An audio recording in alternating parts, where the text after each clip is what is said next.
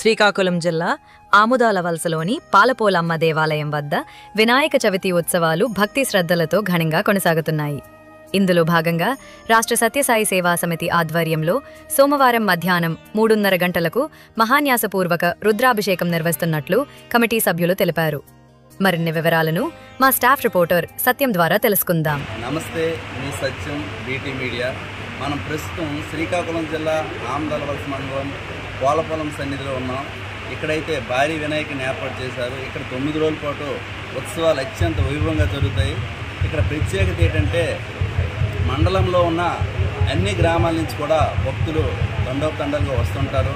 అదేవిధంగా ఇక్కడ మన ప్రస్తుత శాసనసభ్యులు కోన రవికుమార్ అయితేనేమి, మాజీ speaker Tammineni Sitaram, next judge గారు, అదేవిధంగా మన వైసీపీ ఇన్ఛార్జ్ చింతాడు రవికుమార్ కూడా సందర్శించడం జరిగింది. అదేవిధంగా ఇక్కడ ప్రస్తుతం ఏర్పాట్లు చూసుకుంటే భిన్నంగా ప్రతి సంవత్సరం కూడా వినాయకుడి ఇరువైపులా విగ్రహాలు, రకరకాల విగ్రహాలు పెడుతుంటారు. ఈ సంవత్సరం అయితే జ్యోతిర్లింగాలు ప్రతిష్ఠించారు. జ్యోతిర్లింగాల యొక్క గుడి యొక్క నిర్మాణాల రూపాలను పిల్లలకు, పెద్దలకు అందరికి అర్థమయ్యే రీతిలో ఇక్కడ నిర్మించడం జరిగింది. అందరూ కూడా ఈ వినాయకుని ఆముదాల వలసలో ఈ భారీ వినాయకుని సందర్శించి ప్రతి ఒక్కరు కూడా భక్తి శ్రద్ధలతో ఉండాలని కోరుకుంటున్నాం. అయితే ఇక్కడ ముఖ్యంగా మన కమిటీ పెద్దలు మన శ్రీన్ గారు, మన మెయిన్ ఒకే ఒక్కడు మన కోన నాగ్ గారు, మన చిన్న గారు అందరూ ఉన్నారు. వాళ్ళతో మాట్లాడే ప్రయత్నం చేద్దాం. చిన్న గారితో మాట్లాడే ప్రయత్నం. ముందుగా బీటీవీ ప్రేక్షకులకి వినాయక చవితి శుభాకాంక్షలు. ఇక్కడ గత 10 సంవత్సరాలుగా ఆముదాల వలస పట్టణంలో శ్రీ కోననాగు గారు ఆధ్వర్యంలో మరియు వినాయక పూజ కమిటీ ఆధ్వర్యంలో వినాయక చవితి ఉత్సవాలు నిర్వహించడం జరుగుతుంది. ప్రతి ఏటా ఒక్కొక్క సంవత్సరం ఒక్కొక్క రకంగా భక్తులకి హిందూ సాంప్రదాయం కోసం తెలియజేయడం జరుగుతున్నది. ఒక ఏడాది అయితే 32 అవతారాలు పెట్టాం, గత ఏడాది అయితే 18 అవతారాలు పెట్టాం.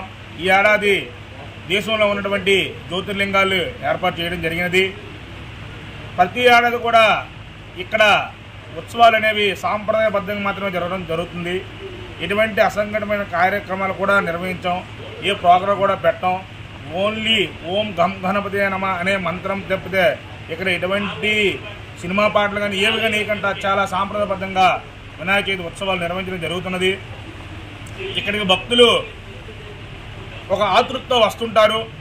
కోననాగు గారు ఒక ఏడాది ఒకలా పెడతారు, ఇంకొక ఏడాది ఏటు పెట్టారు అనే తపంతో తండోపతంగా రోజు సాయంత్రం అయితే 5 గంటల నుంచి రాత్రి 10 వరకు కూడా మండపం ఖాళీ ఉండదు. హిందూ భక్తులందరికీ మన హిందూ మత ఆచారాల కోసం ఏర్పాటు చేయడం కోసం కోననాగు గారు ఒక ఏడాది ఒక రకంగా చూపించడం జరుగుతున్నది. ఇక్కడ ఈ కార్యక్రమం ఆయన ఒక్కరే వ్యయ ప్రయాసాలు పడి నిర్వహిస్తుంటారు. మేమందరం ఆయనకి సహకారం మాత్రమేని, నిర్మాణం అంతా ఆయనదేని. ఇక్కడికి వచ్చిన భక్తులు చాలా ఆనందంతో పరవశించిపోతుంటారు. చూశారు కదా మీరు ఈ ఏర్పాట్లన్నీ ఎంత అందంగా, ఈ డెకరేషన్ కానీ ఎంత చక్కగా చేశారో. ఒకసారి మీరందరూ మీడియా ద్వారా మేము ఇంకా భక్తులు రావాలని కోరుకుంటున్నాం. ఈటీవీ ప్రేక్షకులందరికీ కూడా నమస్కారాలు.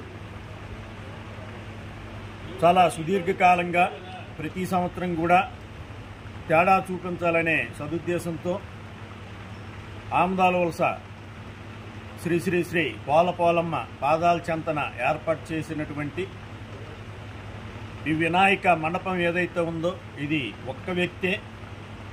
ప్రతి సంవత్సరం కూడా చాలా అద్భుతంగా ఈ కార్యక్రమాలను డిజైన్ చేసి సుమారుగా 2 నెలల ముందు నుంచి మండపం అయితేనేమి, బొమ్మలు సెలక్షన్లోనైతేనేమి ప్రతి విషయంలో కూడా శ్రద్ధ తీసుకొని అందరూ భక్తులను కూడా ఆనందింపజేయాలనే సదుద్దేశంతో ఏర్పాటు చేసినటువంటి కార్యక్రమం ఇది. ఈ సంవత్సరం ఏదైతే మన జ్యోతిర్లింగాలు ఉన్నాయో జ్యోతిర్లింగాల తాలూకా ఆలయ మండపాలు ప్రతిమలను ఇక్కడ మన తయారు చేసి ఏ విధంగా ఉంటుంది ఆ ఆలయం, దాని నమూనా ఏ విధంగా ఉంటుందని జ్యోతిర్లింగాల ఆలయాలన్నిటి కూడా సరే ధర్మాకోల్ సీటుతో తయారు చేసి ఆ ముందు ఆ సాక్షాత్తు పరమశివుడు ఇది లింగాన్ని కూడా ప్రతిష్ఠించడం జరిగింది. ఇది చాలా అద్భుతమైన కార్యక్రమం. ఎవరు వచ్చినా సరే దాన్ని ఫోటో తీయకుండా వెళ్ళడం లేదు. ఏ విధంగా అయితే ఆలయాలు ఉంటాయో ఆలయం అలాగా నమూనా 100కి 100 రూపాయలు అదే నమూనాల్లో ఇక్కడ తీసుకురావడం జరిగింది. ఇది ఒక అద్భుతం. అలాగే ఆధ్యాత్మిక చింతన అలాగే లోక కళ్యాణార్థం ఏదో ఒక కార్యక్రమం ఈ సంవత్సరం చేయాలనే సదుద్దేశంతో శ్రీ శ్రీ శ్రీ సత్యసాయి సేవాదల్ రాష్ట్రం వారిని సంప్రదించగా వాళ్ళు ఈ సంవత్సరం మనకి వాళ్ళు చేశారంట 108వ మహాన్యాసపూర్వక రుద్రాభిషేకం అనేది మనకి ఈ సంవత్సరం వాళ్ళు ఈ మండపంలో చేయడానికి వాళ్ళు అంగీకరించారు. దానికి తగ్గ ఏర్పాట్లను కూడా మేము చేశాం.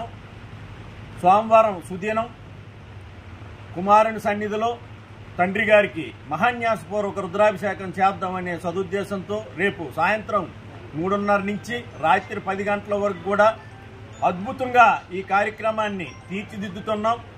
ఇక్కడికి విచ్చేసినటువంటి ప్రతి ఒక్క భక్తునికి కూడా స్వామివారి అభిషేక సేవలో పాల్గొనే అవకాశాన్ని కూడా కమిటీ వారు ఈ అభిషేకం కూడా కమిటీ వారు ఈ అవకాశాన్ని ఇస్తున్నారు. కాబట్టి అధిక సంఖ్యలో భక్తులందరూ వచ్చి మా ఈ కార్యక్రమాన్ని జయప్రదం చేసి స్వామివారి కరుణా కటాక్షాలు పొందుతారని, అలాగే ఈ కార్యక్రమాన్ని చూసి మా కమిటీ సభ్యులందరినీ కూడా ఆశీర్వదిస్తారని కోరుతున్నాం. ధన్యవాదాలు.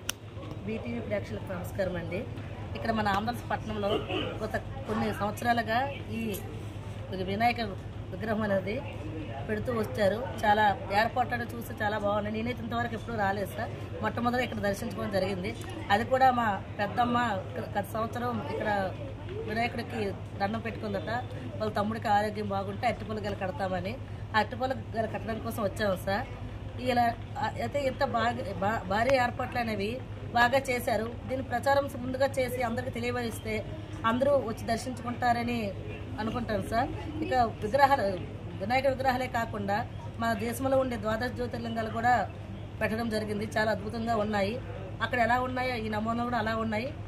స్వయంగా వెళ్ళని వాళ్ళు కనీసం చూసి కూడా దర్శించుకునే భాగ్యాన్ని కల్పించినందుకు ఈ కమిటీ వాళ్ళందరికీ కూడా ధన్యవాదాలు సార్.